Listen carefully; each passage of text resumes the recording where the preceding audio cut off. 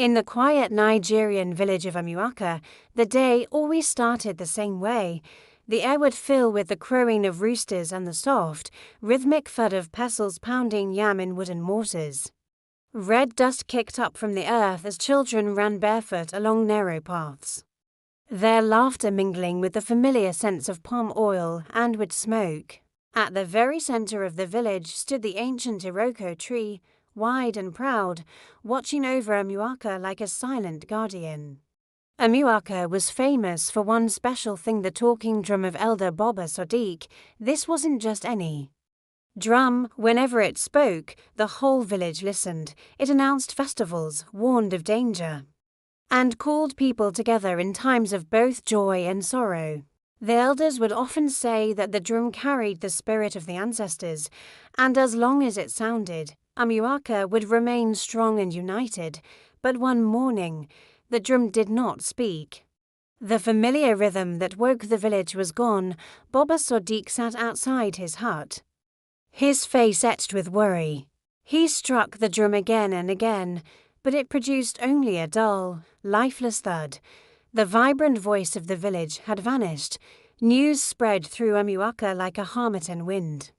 Women stopped their cooking, their hands frozen mid-air. Men left their farms, their hoes dropped in the soil. Even the children, usually so full of life, fell silent. A strange, cold fear began to creep into the heart of the village. That very same week, stranger things began to happen.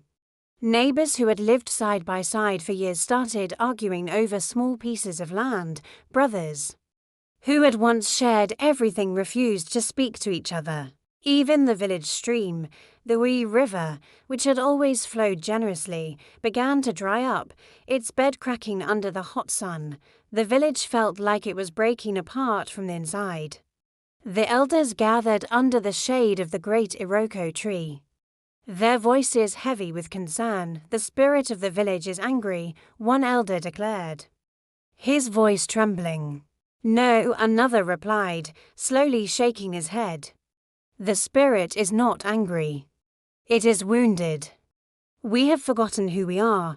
His words hung in the air, a heavy truth that no one wanted to admit.